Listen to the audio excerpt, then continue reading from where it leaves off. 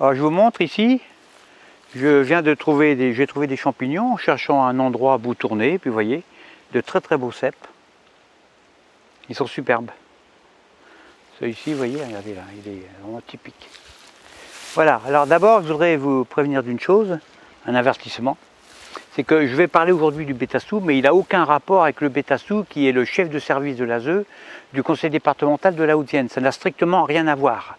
Et contre lequel je me bats pour qu'il soit jugé et sanctionné comme il le mérite. Parce que ce bétassou du conseil départemental, il est bien réel, lui, il a pris mes vidéos au premier degré, et ce qui a entraîné le licenciement de mon épouse, et puis surtout une maltraitance d'une petite fille de 5 ans. Il a fait un rapport le 17 janvier 2017 sur mes vidéos, mais c'est invraisemblable ce qu'il a pu mettre. Voilà. Bon. Alors, pour les plus curieux, j'ai mis un lien dessous pour que vous voyez de quoi il retourne. Et puis vous découvrirez surtout son enquête ahurissante, voilà. Mais qui est très drôle quand même, parce qu'à elle seule, son enquête imbécile est un sketch bien meilleur que les miens. Bien meilleur. Merci aux crétins de m'inspirer autant. Voici l'histoire de Bétassou, papa, qui est inspirée de faits irréels. Quand il était petit, vers 4 ans, le Bétassou voulait être chirurgien célèbre. Alors pourquoi chirurgien? Eh bien parce que son papa n'avait pas réussi à être chirurgien. Il avait préféré, son papa, être ouvrier dans la culture de la betterave sucrière, dans le nord de la France. Pour le père du Bétassou, il est plus facile de faire de son fils un chirurgien célèbre que de l'être soi-même.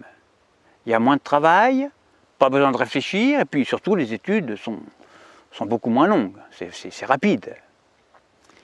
Tout petit, le Bétassou s'entraîne sur des mouches. Il leur arrache les pattes et les ailes, et puis il essaie de les recoller avec une patte de son invention. Il est génie, lui.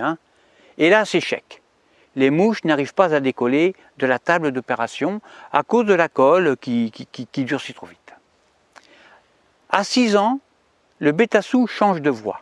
Il se dit que peut-être il serait meilleur en tant que neurochirurgien. Son idée de génie, son papa est fier de son rejeton, est que si les chats ne volent pas, ce n'est pas parce qu'ils n'ont pas d'ailes, ça n'a strictement rien à voir, non, mais tout simplement à cause du mauvais câblage de leurs neurones, qu'il suffit tout simplement de rectifier au fer à souder, et puis avec un bistouri. Idée géniale évidemment. De même que si les souris ne mangent pas les chats, et puis que les éléphants ne volent pas sous la mer, ben, c'est à cause du mauvais câblage de leurs neurones. C'est facile à comprendre ça. Donc ni une ni deux, le Bétassou se lance dans des expériences de haute technicité scientifique. Hélas, nouvel échec, dès qu'il ouvre le cerveau des chatons et des soubresauts pour recabler leurs neurones, eh bien, il crève immédiatement. Il n'a pas compris pourquoi, il ne sait pas pourquoi. À 16 ans, découragé, il laisse tomber ses recherches biologiques, en biologie. Il n'est pas très bon à l'école, et puis même, franchement, il est mauvais. Sauf en anglais, là, où il sait dire yes et ok quand on l'interroge pendant les cours de français. Alors, il cherche quoi faire. Il tente le flamenco à la guitare, avec des castagnettes, il tente la pêche aux huîtres en haute mer, la collection des boîtes de fromage des années 80, il essaye aussi la culture des endives artificielles en permaculture, mais sans réel succès. Vers 20 ans et quelques, il passe un examen pour être éducateur. Parce qu'il faut faire quelque chose dans sa vie. Bon, il faut qu'il trouve quelque chose. Fort de ses expériences sur les bébés mouches, les bébés chats, les bébés souris et les bébés oiseaux, eh bien, il va essayer d'affûter son intelligence sur des bébés humains, ou des enfants humains. Il y a du travail. Hélas, là encore, échec. Parce que les parents des bébés humains lui bottent le cul en le traitant de trou du cul. À lui, le Bétassou. Il est vrai qu'on peut faire des études poussées en éducation ou sur l'éducation sans être éducateur pour autant. On peut faire des études en psychologie sans être psychologue pour autant. Ou on peut faire des études de philosophie sans être philosophe pour autant. Mais c'est vrai qu'on peut aussi être crétin sans faire d'études. Ça aussi, ça existe. Le Bétassou décide alors de devenir papa. Même si la peur de l'accouchement le freinait quand même un petit peu. Le freine un petit peu. Mais après tout, si une faible femme en est capable, pourquoi pas lui? Il a une voisine qui a réussi. Il n'est pas sexiste, bien sûr. Il sait que il sait qu'il est fait pour être papa. Il le sait, il le sent, il en a l'intuition. Il a enfin trouvé sa voie, enfin il est heureux. Donc avec son épouse Roberto, il essaie d'avoir un enfant. Roberto est fertile, ça ils le savent, parce que tous les soirs, le couple vérifie au microscope la vigueur des spermatozoïdes de Roberto, son épouse. Le bêta-sou arrête donc la pilule. Il passe des échographies, des IRM, des scanners, etc. Il fait des tests de grossesse. Et là, son gynécologue lui annonce ce à quoi il s'attendait le moins, il ne peut pas avoir d'enfant. On ne perçoit aucun utérus dans son ventre, pas même à l'état embryonnaire. C'est un choc pour lui. Il tombe en dépression. On lui propose une psychothérapie en milieu aquatique. Ça marche, c'est bien ça. Et finalement, il opte pour la GPA, la gestation pour autrui, mais en ligne, chez Amazon. Pour avoir un enfant, au lieu d'accoucher soi-même, eh bien, il suffit juste de cocher des cases sur un formulaire qui est en ligne sur Amazon. Mais alors, comme il est féministe, antiraciste, homosexuel, anti-genre et gauchiste, il commande un fœtus homosexuel, transgenre, communiste, mais à naître avant terme, c'est-à-dire livrable sous 30 jours. Pourquoi avant terme? Parce que le bêta-sou est aussi pro-IVG, pro-avortement. Amazon lui livre le bébé à domicile. Mais bêta-sou n'est pas content. Pourquoi? Parce que la livraison arrive avec 3 jours de retard.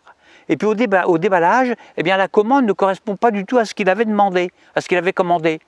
De colère, il le signale dans les commentaires. Il met 1 sur 5. Le bébé est un blanc aux yeux bleus. Le bêta-sou voulait un petit noir blanc, transparent, normal, de préférence musulman, juif ou à la rigueur athée. Mais surtout pas un facho chrétien qui croit au petit Jésus. C'est pas du tout ce qu'il avait commandé. En plus, on dirait que le bébé a les yeux bridés. Il en déduit que c'est un made in China, ou alors il a subi un choc pendant le transport. Il ne sait pas. Enfin, finalement, il le garde quand même parce que le service d'Amazon refuse tout échange quand il s'agit d'animaux vivants. C'est la charte européenne, ça. Alors maintenant que le bébé est livré, il faut lui trouver une maman. Et Roberto se propose aussitôt d'être la maman du fait qu'il est déjà l'épouse officielle du bêta-sou. En revanche, c'est le bêta-sou qui l'allaitera. Ça, ils se sont mis d'accord là-dessus. Allez, maintenant il va falloir lui trouver un prénom. Et puis éduquer cet enfant. On décide de l'appeler Avorton, en hommage au courant LGBT pro-IVG. Et puis le prénom Avorton ne préjuge en rien de son genre. C'est mieux que connard ou godasse, parce que ça fait ou masculin ou féminin. Le bêta-sou veut que son enfant, Avorton, soit en avance sur tous les autres, qu'il soit toujours le meilleur. Avant ses 1 an, l'enfant doit savoir se brosser les dents, ne plus porter de couches, compter jusqu'à 10 et répondre yes et ok à toute question posée en anglais. Comme ça, le bêta-sou pourra épater ses amis ou ses invités en montrant son putain de génie d'Avorton. Alors, c'est pas un animal de cirque, mais presque. Notons que les enfants sont utiles pour les parents en situation d'échec. Ça, c'est bien. Ceux qui n'ont pas réussi à faire, les parents, eh bien, ils le font faire à leurs enfants. Voilà. C'est bien les enfants. Après ces 1 an, Avorton entrera dans la compétition de la vie. Il est décidé en commun accord avec la maman Roberto et le bébé Avorton qu'il fera Sciences Po, l'ENA, Normal Sup ou ce genre d'écoles prestigieuses qui font verdir les voisins de jalousie. Il sera avocat, chirurgien ou grand financier international au niveau de l'international, du monde entier, de la planète et plus encore. Il faudra réussir, réussir et réussir. Il faudra gagner, gagner, gagner, gagner. Il n'y a rien de mieux que la compète dans cette vie. Il ira à l'école dès 2 ans. Il pratiquera le judo, la gymnastique, le vélo, la natation, la boxe française. Il fera de la musique, du violon, du piano, de la flûte traversière. Le lundi après l'école, cours d'anglais. Le mardi, cours de russe. Le mercredi, cours d'arabe. Le jeudi, cours de chinois. Le vendredi, cours de mathématiques. Le samedi matin, il fera cours d'économie Et l'après-midi du samedi, cours de philosophie. Et puis enfin, ouf, repos le dimanche. C'est normal, il l'a mérité. Et le dimanche, il le consacrera à l'organisation de ces différentes activités de la semaine qui suit. Pendant ces rares moments de loisirs, il récitera les fables de La Fontaine. Pourquoi? Parce qu'il y a des animaux dedans. Et puis il apprendra par cœur le nom en latin des dinosaures. Parce que les enfants, ils aiment les animaux. Hein. C'est bon pour leur équilibre psychologique. Et ça, le Bétassou, il le sait parce qu'il l'a appris quand il était éducateur. Le papa Bétassou est fier de son enfant. Le génie de son enfant le met en valeur, lui et Roberto. Avorton est champion tout. Il écrase tout le monde. Papa Bétassou est fier. Aux dernières nouvelles, Avorton vient de battre un record jamais atteint par un enfant de 7 ans. Il est même passé dans les journaux, au poste et à la télé. Et ouais, Avorton, c'est super. Il s'est suicidé en sautant du 18e étage de son immeuble. Alors, toutes nos félicitations aux parents, hein, à Roberto, puis surtout à papa Bétassou, qui a eu l'idée de l'éduquer de cette façon-là. Génial, parce qu'il est mort, oui, mais il savait parler anglais couramment.